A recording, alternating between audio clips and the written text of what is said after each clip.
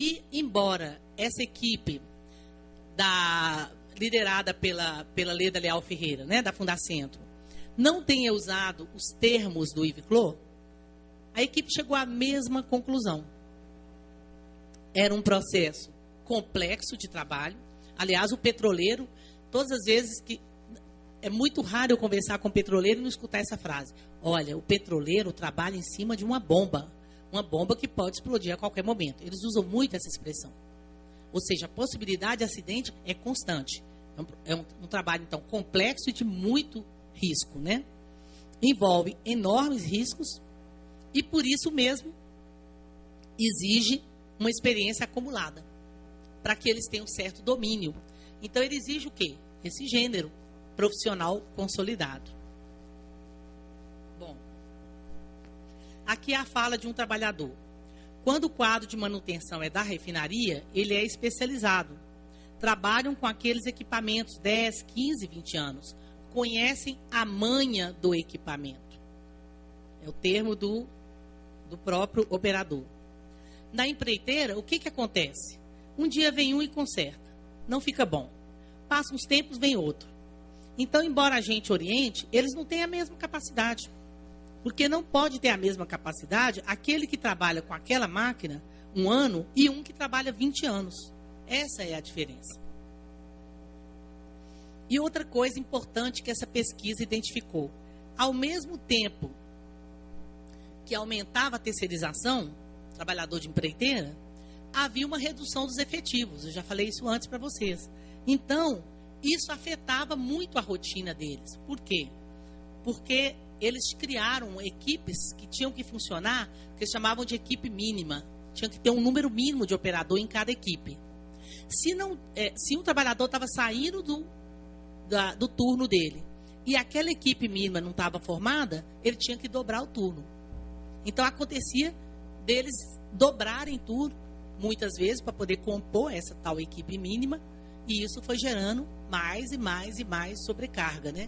Além de tudo, a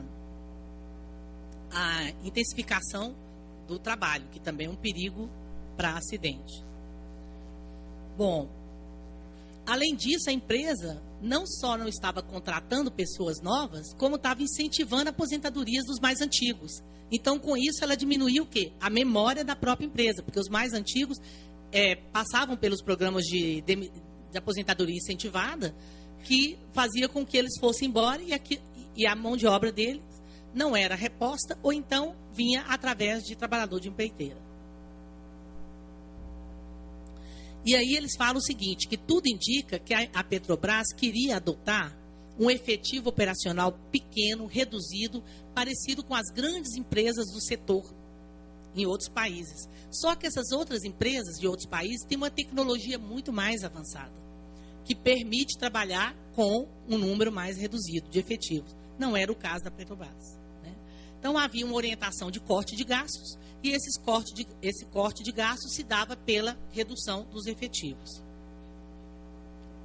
E esse tal de quadro mínimo, essa redução, foi um dos problemas mais relatados pelos trabalhadores. Ou seja, na pesquisa, eles falaram de 2 problemas: redução dos efetivos e aumento de terceirizados.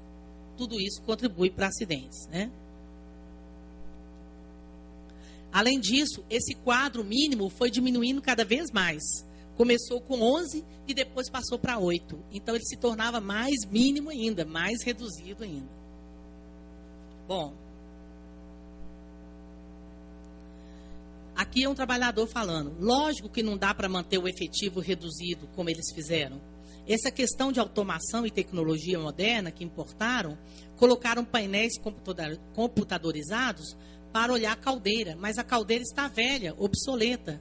Então tem um painel computador, tal, bonitinho, mas a caldeira está caindo aos pedaços. Então ele mostra a defasagem tecnológica, né, em relação a, quer dizer, coloca uma tecnologia avançada próximo de um equipamento que está obsoleto. E aí eles vão falando que isso foi agravando, foi aumentando o nervosismo, foi deixando todo mundo muito apreensivo, mudou a rotina deles, né? E a gente lendo o livro, eu me lembro que quando esse livro foi publicado, eu terminei de ler e pensei, gente, por que que os profissionais responsáveis pela segurança da Petrobras não lêem esse livro? Porque se eles lerem, eles vão efetivar mudanças. Porque, na verdade, o que esse livro mostrou é que os acidentes estavam naquele período que tem um autor inglês que chama de período de incubação. O acidente estava incubado ali. Ele ia acontecer. E, de fato, quando começaram a acontecer, que eu vi na mídia, eu não fiquei surpresa. Falei, isso estava lá, sinalizado no texto, na pesquisa da Fundacentro, né? Então, tem vários depoimentos que depois, quem quiser ver o meu artigo, eu coloco melhor, né? Mas, de maneira sintética, né? Só pegar mais uma fala que eu achei interessante. Um operador falando. São Sebastião é abençoado, né? Um terminal que foi pesquisado. Porque pelo número de funcionários que já se aposentou e não colocaram outros para trabalhar, esse terminal, hoje em dia, é uma bomba. É uma das frases que a gente mais ouve deles, né? Que eles trabalham em cima de uma bomba, normalmente. Imagina numa condição anormal. Então, sintetizando, gente, conclusão desse estudo.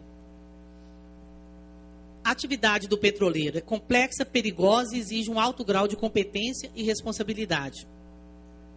A segurança da refinaria depende fundamentalmente dessa competência e dessa responsabilidade. São eles que contrapõem, né, essa responsabilidade que se contrapõe ao perigo que está em toda parte. E eles impedem que os acidentes aconteçam, né? O trabalho petroleiro é basicamente em equipe. O coletivo de trabalho tem um papel fundamental. Isto é, um coletivo bem constituído.